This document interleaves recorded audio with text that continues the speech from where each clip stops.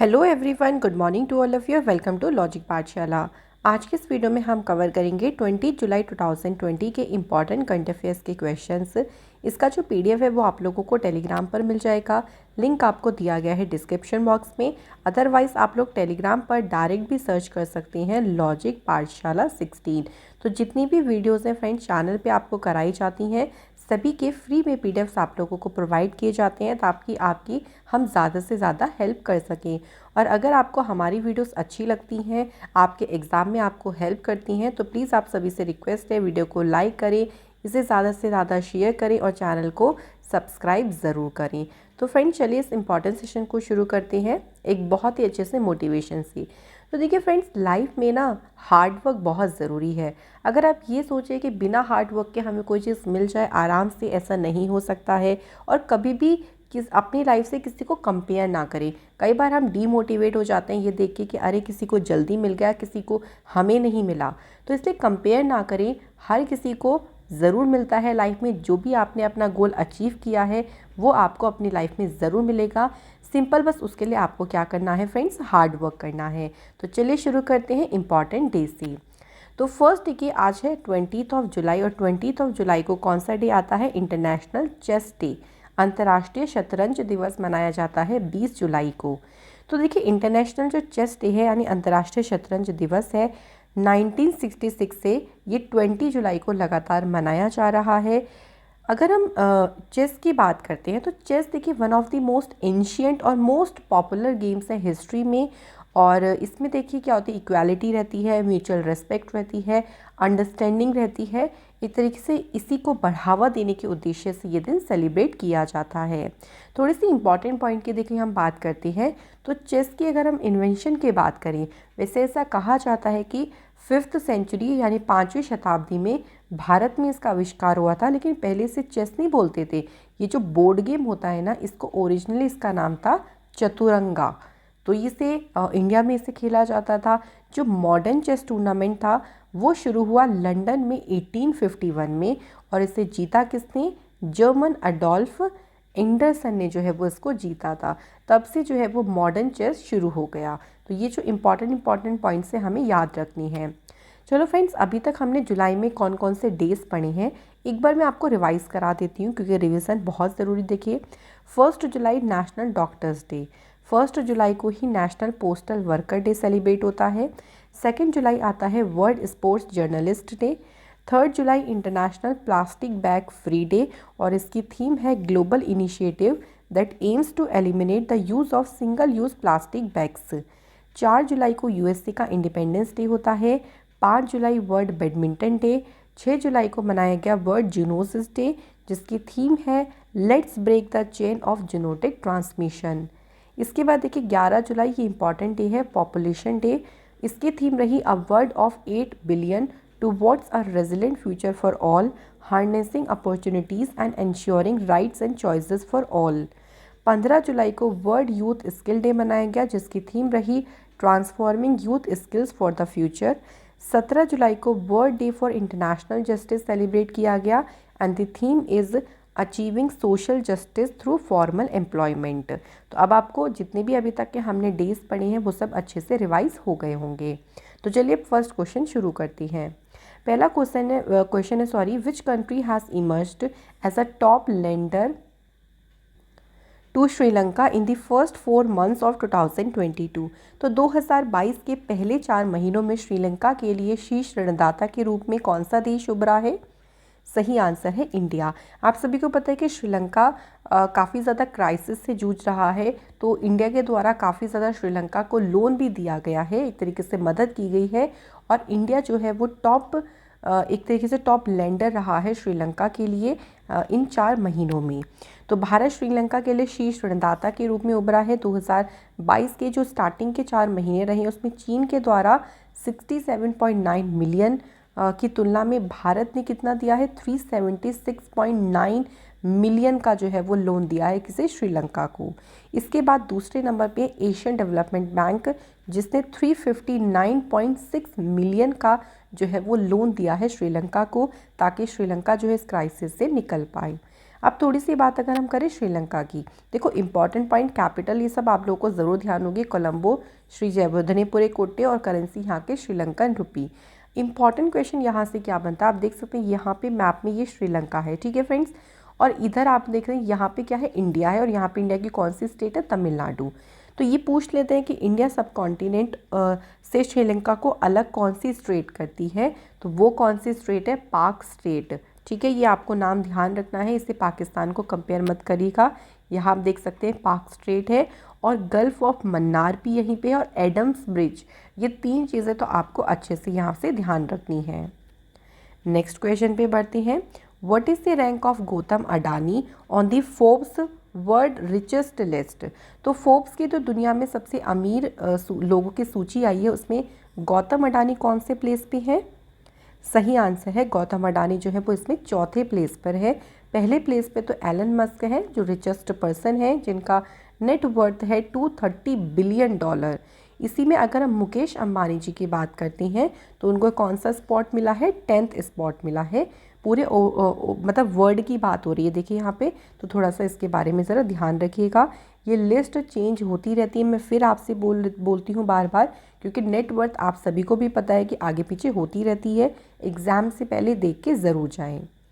Next question है, dash has become the first major port of the country to become 100% landlord port, यानी 100% जमींदार बंदरगाह बनने वाला देश का पहला प्रमुख बंदरगाह कौन सा बन गया है, तो उस पोर्ट का नाम है जवाहरलाल नेहरू पोर्ट या जवाहरलाल नेहरू बंदरगाह।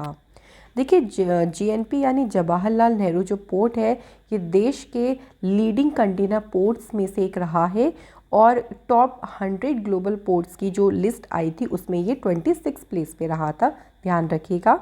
Currently 5 container terminals are operated at JNP, of which only 1 is port owned। मतलब यहाँ से जो 5 कंटेनर टर्मिनल है वो संचालित होते हैं, जिसमें से केवल एक जो है वो पोर्ट के अधीन यानी पोर्ट के स्वामित्व में आता है। तो आपको सिंपल पोर्ट का नाम यहाँ से पूछा जाएगा, दैट्स ऑल, आपको इतना ध्यान रखना है। अगला क्वेश्चन है, which scheme has been formulated by the union government for cleaning of sewer and septic tanks, यानी केंद्र सरकार के द्वारा जो सीवर हो गए, जैसे सीवर है, सेप्टिक टैंक्स होती हैं, उनकी सफाई के लिए भी कौन सी योजना तैयार की गई है, उस योजना का नाम है नमस्ते स्कीम। अब यहाँ नमस्ते की फुल फॉर्म ध्यान रखो, national action plan for mechanised sanitation ecosystem. इसका उद्देश्य देखो क्या है, सीवर और सेप्टिक टैंक्स में जो वर्कर्स काम करते थे, कई बार आपने सुना होगा कि बहुत ज़्यादा डेथ भी हुई है उनकी, क्योंकि वो अनहाइजीन होता है, बहुत ज़्यादा वहाँ पे बीमारियाँ लग जाती हैं, तो उसकी वजह से उनकी डेथ काफ़ी ज़्यादा होती थी। तो इसी को कम करने के लिए, यानी यहाँ पे एक तरीके से शून्य मृत्यु हो सके, इसके ऊपर पूरा ध्यान दिया गया है कि किसी की डेथ ना हो किसी वर्कर की, और इसी के लिए नमस्ते स्कीम को शुरू किया गया।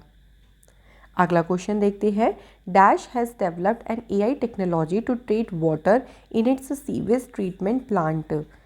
तो ये किसने इस AI यानी आर्टिफिशियल इंटेलिजेंस टेक्नोलॉजी को डेवलप किया है, तो ये डेवलप किया है दिल्ली जल बोर्ड के द्वारा, इसे डेवलप किया गया है। देखिए AI सॉफ्टवेयर का यहाँ पे यूज़ किया गया, जो क्या करेगा, जो रियल टाइम डेटा को शेयर करेगा, मॉनिटर करेगा, साथ ही साथ में जो प्लांट है उसके साथ जो यहाँ पे मशीन्स हो गई, जो इक्विपमेंट्स हो गए ना, उसकी हेल्थ की भी निगरानी यहाँ पर की जाएगी। दिल्ली की बात करते हैं तो लेफ्टिनेंट गवर्नर देखिए अभी बने हैं विनय कुमार सक्सेना, चीफ मिनिस्टर हैं अरविंद केजरीवाल, और डिप्टी चीफ मिनिस्टर हैं मनीष सिसोदिया। दिल्ली से अगर आपको ध्यान हो तो दिल्ली गवर्नमेंट के द्वारा मिशन कुशल कर्मी प्रोग्राम को शुरू किया गया था, और ये प्रोग्राम था जितने भी कंस्ट्रक्शन वर्कर्स हैं उनकी स्किल्स को अपग्रेड करने के लिए। इसी के साथ दिल्ली की गवर्नमेंट के द्वारा जो हरिजन वर्ड है इसे रिप्लेस किया गया, मतलब जितनी भी कॉलोनीज़, जितनी भी स्ट्रीट्स के नाम हरिजन्स के नाम पे हैं, उन सभी को बदलकर अब उनका नाम बाबा साहेब अम्बेडकर जी के नाम पर रखा जाएगा। ये फैसला भी दिल्ली की सरकार के द्वारा लिया गया था। तो इसी तरीके से देखिए, जब हम बार बार चीज़ों को रिवाइज करेंगे ना, तो डेफिनेटली आप कभी भी करंट अफेयर्स को नहीं भूलेंगे। अगला क्वेश्चन देखिए, विच union minister has launched repose पे, जो कि एक मोबाइल इलेक्ट्रिक चार्जिंग प्लेटफॉर्म है। तो रेपो जो पे है इसे लॉन्च किसने किया है, नारायण राणे ने। इनके पास में कौन सी मिनिस्ट्री है? एमएसएमई मिनिस्ट्री है इनके पास में, और इन्होंने इस प्लेटफॉर्म को लॉन्च किया। जो ये रेपो पे है, ये एक ऐसा प्लेटफॉर्म है जहाँ कोई भी ऐप पर आप mobile electric charging vehicle order कर सकते हैं और अपने जो व्हीकल है उसे यहाँ पे चार्ज कर सकते हैं। उन्होंने इसे मुंबई में जो फ्यूलिंग इंडिया 2022 इवेंट हुआ था, उसी इवेंट के दौरान जो है वो इन्होंने उसे लॉन्च किया है। फ्रेंड्स, यहाँ पे देखिए एडिशनल इन्फॉर्मेशन में हमें दो न्यूज़ और ध्यान रखनी है। जितेंद्र सिंह ने इंडिया का पहला ऑटोनॉमस नेविगेशन फैसिलिटी तिहान को इनॉग्रेट किया आईआईटी हैदराबाद के कैंपस में। इसके अलावा जो माइनॉरिटी अफेयर के मिनिस्टर हैं मुख्तार अब्बास नकवी, इन्होंने 5th global film tourist conclave को इनॉग्रेट किया। कहाँ पर? मुंबई में। तो ये हमें ध्यान रखना है। अच्छा, मैं आपको एक आध न्यूज़ और यहाँ पे रिवाइज कराऊँ तो आपको ध्यान होगा, जो एमएसएमई मिनिस्ट्री है ना, इन्होंने एक आपके लीजिए प्रोग्राम ही है जिसको नाम दिया गया था समर्थ, और ये एक स्पेशल एंटरप्रेन्योरशिप प्रमोशन ड्राइव है वुमेंस के लिए। इसे एमएसएमई मिनिस्ट्री के द्वारा इसे लॉन्च किया गया था। इसके अलावा एमएसएमई मिनिस्ट्री ने एक और प्रोग्राम को शुरू किया जिसका नाम है संभव, नेशनल लेवल अवेयरनेस प्रोग्राम है ये। इसे भी किसके द्वारा लॉन्च किया गया? एमएसएमई मिनिस्ट्री के द्वारा। तो ये साथ ही में ध्यान रखिएगा। नेक्स्ट क्वेश्चन देखते हैं। Where has the Indo Tibetan border police created its first mountain warfare training centre in north east India? देखो, ये जो ट्रेनिंग सेंटर है ना, ये नॉर्थ ईस्ट इंडिया का तो पहला ट्रेनिंग सेंटर है, लेकिन अगर हम ओवरऑल की बात करें, इंडिया की बात करते हैं पूरे, तो ये सेकेंड ट्रेनिंग सेंटर है। तो इसे कहाँ पर बनाया गया है? तो इसे बनाया गया है दूमबांग। ध्यान रखेंगे, कहाँ पे? दूमबांग में इस ट्रेनिंग सेंटर को बनाया गया है। ये जोशीमठ के पास औली में 1973-74 के दौरान जो माउंटेनियरिंग है और जो स्की इंस्टीट्यूट है, उन्होंने अपने पहले स्कूल की स्थापना के लगभग 5 दशक बाद उनकी ये सुविधा आई थी। और इंडो तिब्बतन बॉर्डर पुलिस का ये पहला माउंटेन वॉरफेयर ट्रेनिंग सेंटर है नॉर्थ ईस्ट इंडिया का, और ओवरऑल कौन सा है? सेकंड। तो ये इस तरीके से थोड़ा सा ध्यान रखिएगा, इसलिए मैंने आपको क्लियर कर दिया। अगला क्वेश्चन देखिए। इंडिया का पहला आर्टिफिशियल इंटेलिजेंस पावर्ड डिजिटल लोक अदालत ये कौन सी स्टेट के द्वारा लॉन्च किया गया है? तो ये भारत की पहली आर्टिफिशियल इंटेलिजेंस संचालित डिजिटल लोक अदालत है। इसे शुरू किया गया है कहाँ पे? राजस्थान राज्य में से शुरू किया गया है। इसे लॉन्च किया जो नेशनल लीगल सर्विस अथॉरिटी के चेयरमैन हैं उदय उमेश ललित ने इसे लॉन्च किया है। देखिए, एक सर्वे हुआ था, उस सर्वे में क्या देखा गया कि 5 मिलियन से 40 मिलियन के बीच के जो लीगल केसेस होते हैं हर एक मंथ अराइज होते हैं, लेकिन उनमें से 75 to 97% के बीच में जो जितने भी केसेस होते हैं वो कोर्ट में एंड अप हो जाते हैं। मतलब सभी केसेस की सुनवाई देखिए नहीं हो पाती है, कुछ में बहुत ज़्यादा ही टाइम लग जाता है। तो ये जो डिजिटल लोक अदालत है कैसे मदद करेगा? ये उन सभी पेंडिंग जितने भी केसेस होंगे उनका निपटान करेगा जो पहले चरण में है अभी, तो जो बहुत लंबे समय से पेंडिंग रही हैं उन सभी को सॉल्व करने में डिजिटल लोक अदालत जो है वो मदद करेगा।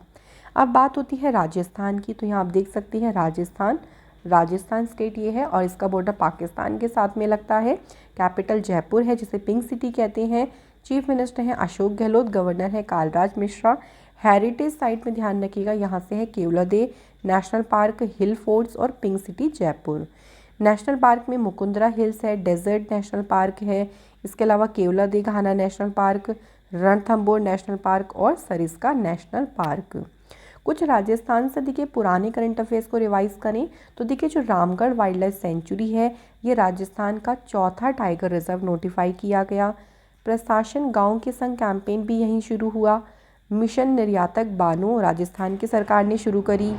इसके अलावा देखो राजस्थान की सरकार के द्वारा वैदिक एजुकेशन और संस्कार बोर्ड को सेटअप किया गया।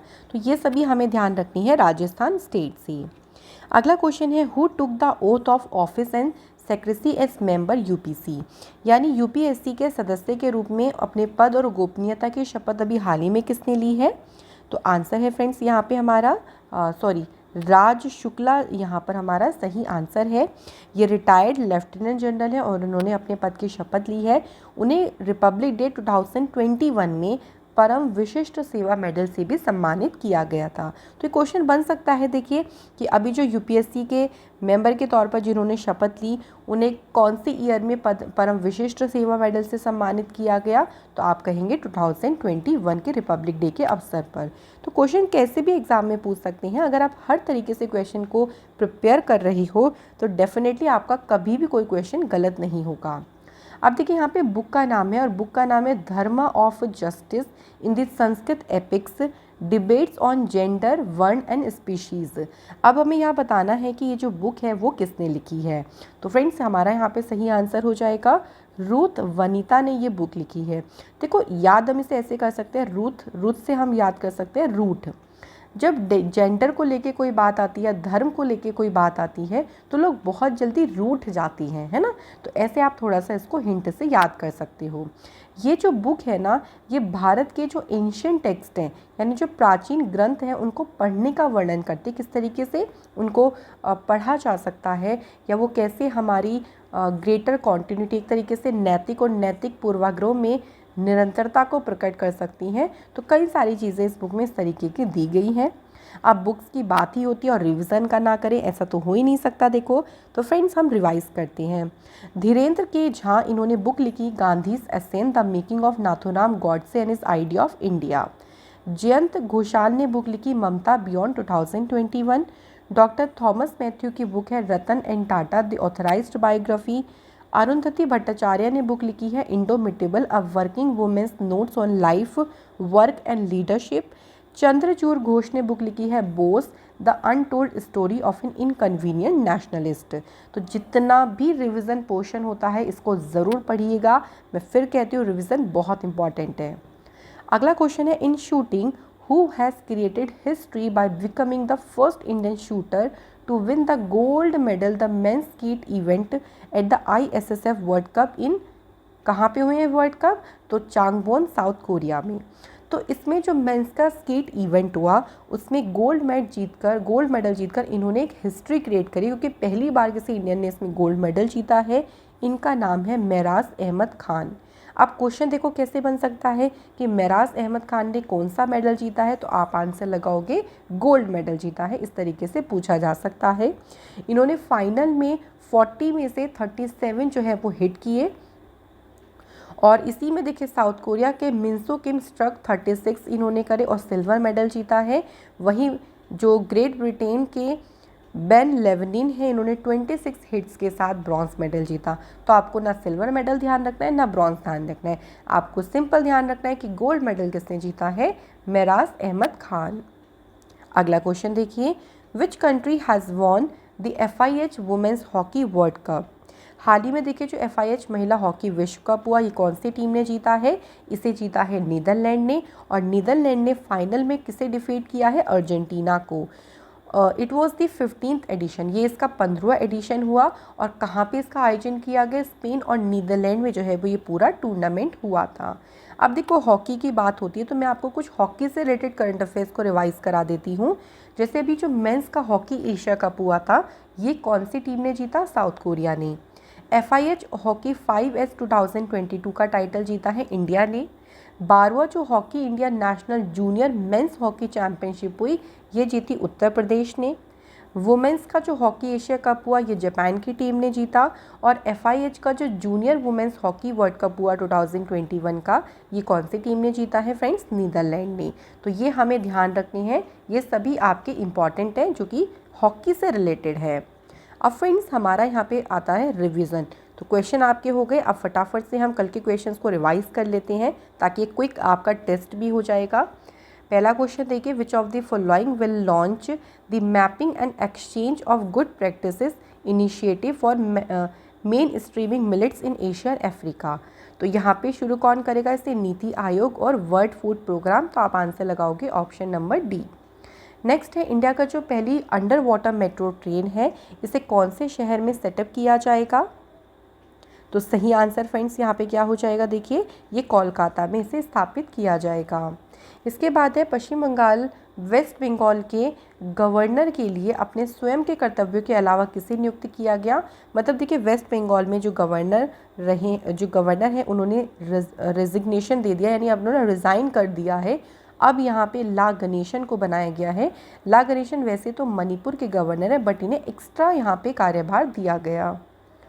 Which country launched an aviation passenger charter to help passengers know their rights? इसे लॉन्च किसने किया है, तो कंट्री कौन सी है, यूनाइटेड किंगडम। अगला क्वेश्चन है the Indian navy's kilo class submarine was decommissioned from service after 35 year in service. तो अभी कौन सी नौसेना की पनडुब्बी है जिसे सेवा से या सेवा मुक्त किया गया है, तो उसका नाम है INS सिंधु ध्वज। इसके बाद है which two state sign an agreement to end the decade old border dispute. तो पुराने सीमा विवादों को समाप्त करने के लिए किन दो राज्यों ने एक समझौते पर हस्ताक्षर करे हैं। तो फ्रेंड्स यहाँ पे कौन कौन सी स्टेट है, असम एंड अरुणाचल प्रदेश। इसके बाद देखिए अगला क्वेश्चन है who has been appointed as non independent non executive director of IndiGo. सही आंसर हो जाएगा हमारा मिलेवितिल दामोदरन। नेक्स्ट है कौन से राज्य जो है उसने अपनी खुद की इंटरनेट सर्विस को शुरू किया और ऐसा करने वाला वो पहला और एकमात्र इकलौता स्टेट बना है, ये कौन सा स्टेट है, केरल। नेक्स्ट है who has been appointed as a new MD and CEO of the national stock exchange. सही आंसर है आशीष कुमार चौहान, ये नेशनल स्टॉक एक्सचेंज के MD बने हैं। सिंगापुर ओपन बैडमिंटन टूर्नामेंट में वुमेन सिंगल का टाइटल किसने जीता।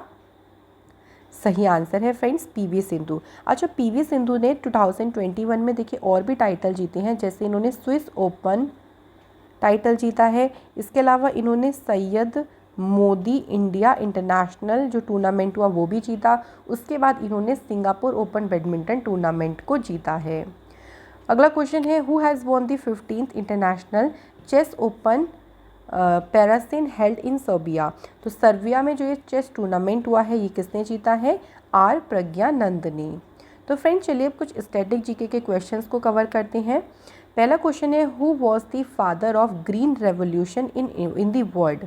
मतलब पूरे वर्ल्ड में green revolution, father of green revolution किसे कहा जाता है, तो आपका आंसर है नॉर्मन बोरलैग को। देखो यहाँ पे एक इंपॉर्टेंट पॉइंट ये होता है, इन्हें father of green revolution in the world, पूरे विश्व भर में इनको कहा जाता है। लेकिन यहीं अगर हम बात करते हैं इंडिया में कि father of green revolution in India किसे कहा जाता है, तो ये नाम भी आपको ध्यान रखना है, MS स्वामीनाथन इन्हें कहा जाता है। ठीक है फ्रेंड्स, तो ये दोनों ध्यान रखिएगा। इसके बाद है where did the British establish the first madrasa in India. तो ब्रिटिशर्स के द्वारा पहला मदरसा भारत में कहाँ पे स्टेबलाइज किया गया था, कोलकाता में।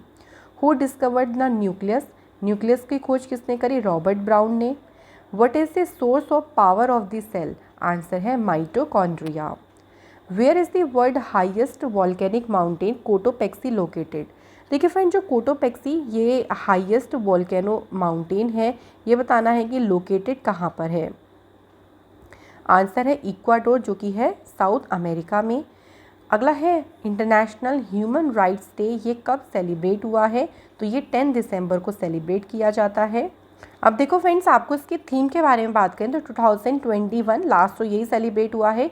इसकी थीम रही थी equality, reducing inequalities, advancing human rights, ये इसकी थीम रही। इसके बाद देखिए which vitamin contains cobalt, cobalt कौन से विटामिन में कंटेन होता है, विटामिन B12 में। और ये भी ध्यान रखिएगा कि विटामिन B12 का जो साइंटिफिक नेम होता है उसे क्या कहते हैं, साइनोकोबालामिन। अगला है हु बिल्ट अलाई दरवाज़ा इन दिल्ली, तो अढ़ाई दरवाज़ा ये बनवाया किसने था, अलाउद्दीन खिलजी ने। Who compose the famous flag song झंडा ऊंचा रहे हमारा, इसे कंपोज किया श्यामलाल गुप्ता पार्षद ने। इसके बाद विच इंडियन सिटी जिसे सिलिकॉन वैली के नाम से जानते हैं वो कौन सी सिटी है, बैंगलोर। तो फ्रेंड्स यहाँ पे हमारे कंप्लीट क्वेश्चन हो गए। कल मैंने आप लोगों से एक क्वेश्चन पूछा था कि जो इंडिया का पहला कम्युनिटी म्यूजियम है इसे इनॉग्रेट कहाँ पे किया गया, लेह लद्दाख में, और यहाँ के जो गवर्नर हैं उनका नाम है श्री राधा कृष्ण माथुर। फ्रेंड्स आपने बहुत अच्छे से डिटेल्स में भी आंसर करे हैं, तो बहुत अच्छा लगा आपको देख के कि आप अपनी नॉलेज को शेयर कर रही हैं। तो आज के कमेंट है Prateep Das and Vanshika Sharma. So thank you so much, और सभी को थैंक यू जितने भी सभी कमेंट्स करते हैं। तो चलिए आज के क्वेश्चन में पहला क्वेश्चन आप लोगों के लिए, हियर योरसेल्फ ये पुस्तक किसने लिखी।